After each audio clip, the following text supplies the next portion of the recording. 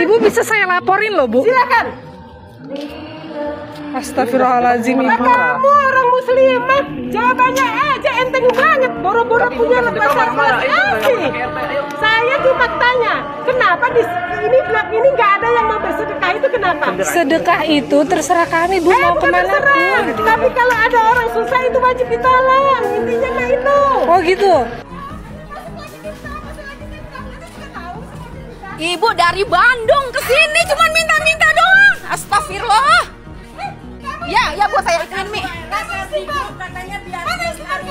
Saya istighfar, nggak perlu saya unjukin ke Ibu ya. Untuk apa istighfar kamu? Saya tanya. Kenapa? Untuk apa kamu istighfar? Kenapa? Saya tanya kamu istighfar untuk apa? Sekarang Ibu minta-minta maksa untuk apa? Saya tanya, jawab dulu istighfar kamu. Ibu yang harus jawab. Ibu ada di TikTok di mana-mana ini. Tim TSC Dinas Sosial melakukan proses evakuasi ibu yang viral di media sosial.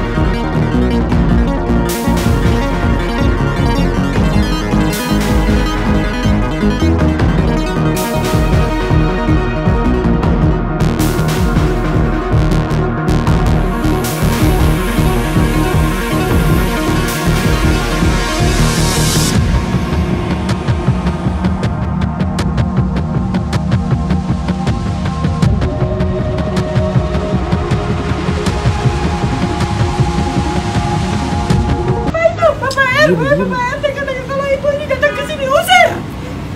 Mudah-mudahan ada viral dari Allah nanti orang-orang yang mengusir saya dan akan memberikan balas setimpal. Tapi begitu masuk saya dihadang-hadang. Orang-orang langsung bilang itu kan viral itu udah sampai sini, udah datang ke sini. Nah, kita kan daripada nanti di jalan ada resiko, kita istirahat dulu.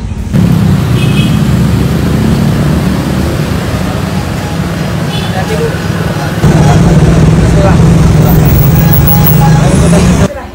Memang tidak bisa menetap dari dulunya seperti itu. Saya sudah capek, tapi Allah belum ngasih jalannya. Tapi sebagai apa saya berserah. Alhamdulillah, kalau sakit Allah sudah mendatangkan penolong di masjid misalnya. Ya Allah. Ya, dari kemarin kita dapat info dari beberapa media sosial ya.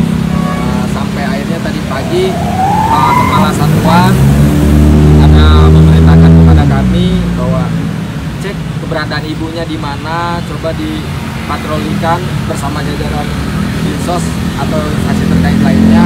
Oke, kalau menurut saya tanggapan saya mengenai perihal sang ibu ya, sebetulnya cukup menyedihkan karena mungkin sang ibu ini butuh perhatian dan mungkin belum ada satupun dari keluarga yang yang mungkin bisa memperhatikan sang ibu ini, sehingga sang ibu ini sepertinya kena depresi mental. Jadi akhirnya dia nggak ada kegiatan, terus akhirnya jadi minta-minta datang ke rumah orang. Tapi kan setiap orang beda-beda, ada mungkin yang memang orang merasa tidak terganggu, ada juga yang merasa sangat terganggu. Jadi kalau menurut saya baiknya dinas sosial memang ikut turun langsung untuk langsung bertemu dengan sang ibu dan bisa dibina gitu. Karena apa? Kasihan kan, kita nggak tahu nanti ada orang mungkin sakit hati atau sang ibu tiba-tiba akhirnya mungkin diapa-apain orang ya kan, atau amit-amit tiba-tiba karena dia stres ya kan, lagi di jalan sendiri tiba-tiba ditabrak mobil atau kecelakaan. Jadi lebih baik diajak bicara baik-baik, dibina kira-kira apa yang bisa diperbantukan ya kan, karena apa, si seorang ibu ini juga masih sehat walafiat. Jadi saya rasa dengan adanya dinas sosial itu sangat bagus untuk menjaga dan untuk memberikan pekerjaan ke depannya terhadap sang ibu ini kalau memang masih bisa bekerja. Tapi kalau memang ternyata sudah gangguan mental yang parah ya pastinya harus direhabilitasi, diobati. Jadi beliau ini KTP-nya pas kita cek itu berKTP Kabupaten Bandung ya. Jadi sudah lama di jalanan. Menurut pengakuan beliau kan 15 tahun ya di jalanan, karena kan menurut yang bersangkutan ini mempunyai masalah ya dengan mantan suaminya, sehingga beliau ke jalanan.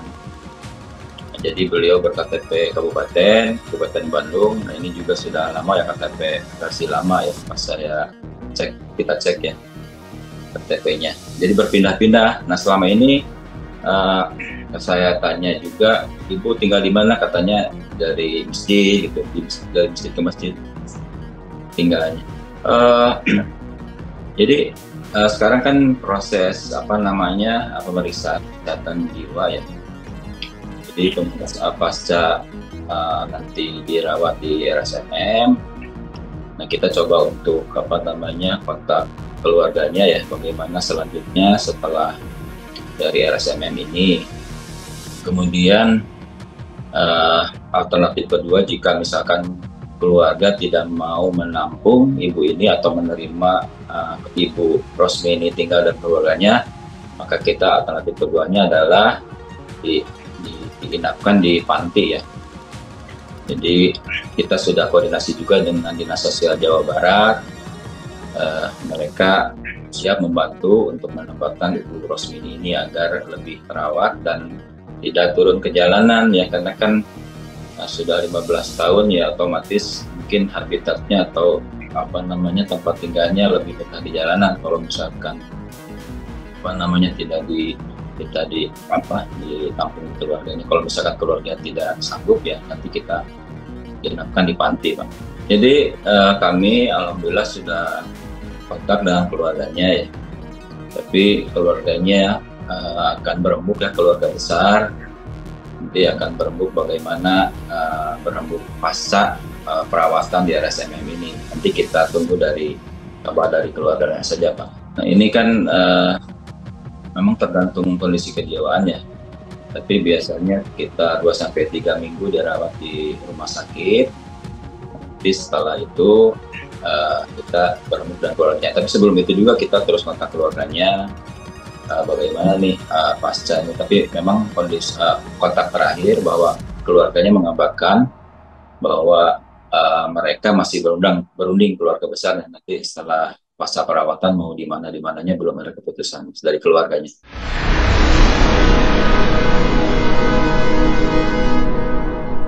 Jadi jangan lupa untuk subscribe Cumi Cumi. Ditekan ya tombol lonceng merahnya.